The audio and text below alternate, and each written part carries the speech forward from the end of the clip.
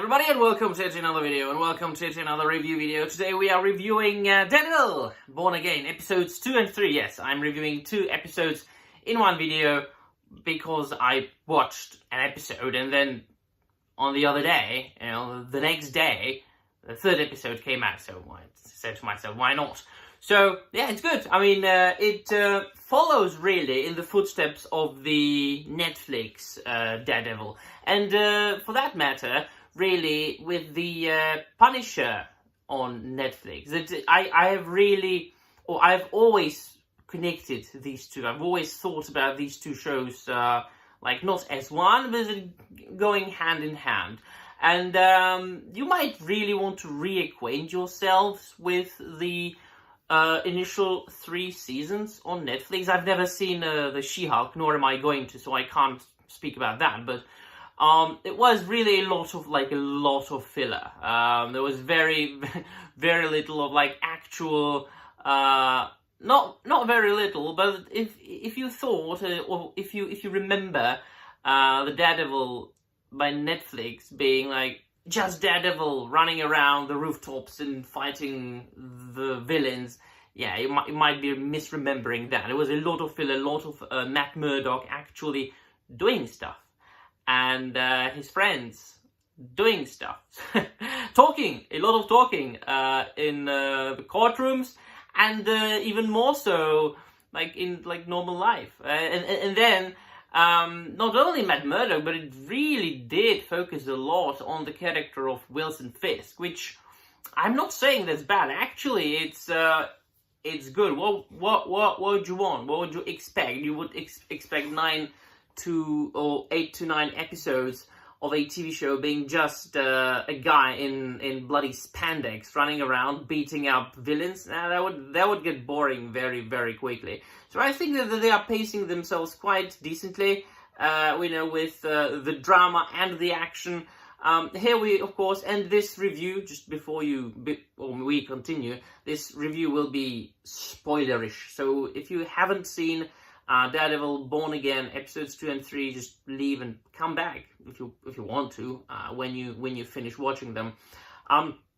The main story here is, of course, kind of divided into 2 subplots, but it isn't, because both those 2 subplots are really a part of one plot, and it's divided between Matt Murdock and Wilson Fisk, of course, where they are getting about the same amount of screen time and the same amount of story time, when of course we are dealing with, the changes that have been brought into their lives. Again, Wilson Fisk becoming the mayor of New York and dealing with troubles and problems with Vanessa.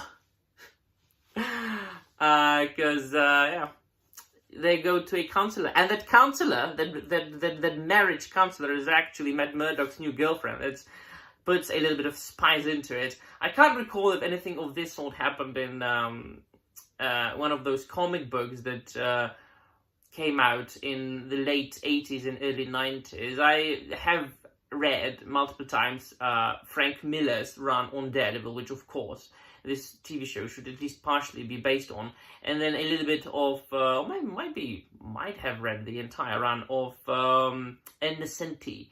But I can't recall this particular thing. It has been some time, and I did admit that, I'm not extremely read in Daredevil. I've just read these 2 runs, and that's really, I think, about it.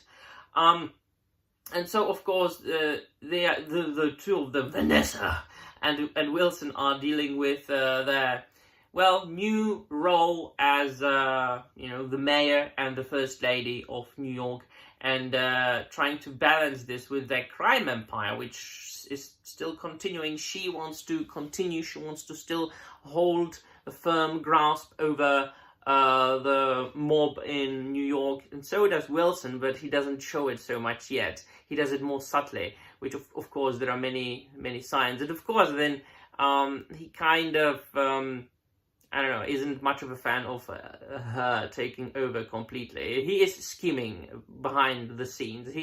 scheming secretly, and it is my prediction, and it's not even a prediction, it's so obvious that eventually it will come out that he is still Kingpin and still running things in the mob world. So there's nothing really surprising about that. His interactions with the chief of New York police was, quite suspenseful as well. I like that. I like the scene when the chief of police said, like, oh, basically, F off, Wilson, I'm leaving. And he's like, yep, you're not. That was good. That was very good.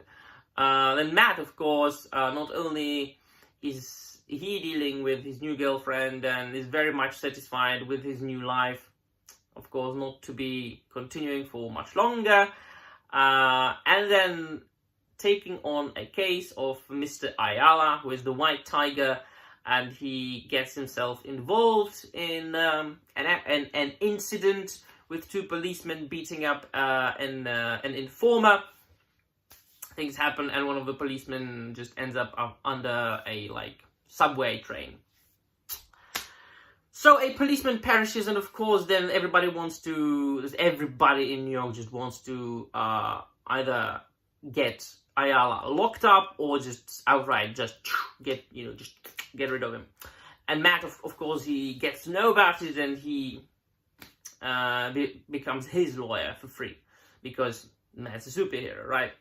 He doesn't care about money. That's so naive. that's so. This is the true fiction. Like, it isn't really about, the fictitious aspect of it isn't about a man in spandex running around fighting baddies, but it's about a lawyer defending and leading one of the most controversial cases in their history, modern New York history, for free, basically. So right there.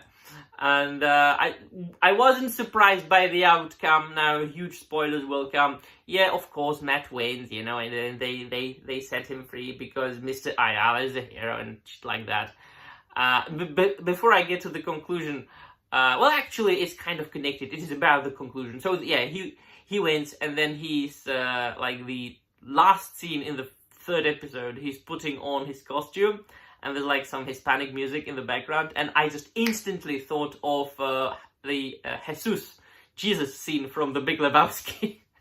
The introduction of Jesus, when he was licking the ball and putting on the sock and then playing bowling. I was like, yeah, that's our Jesus.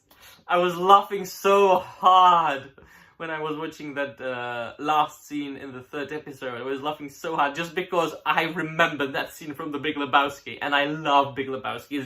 It's one of my favorite films of all time.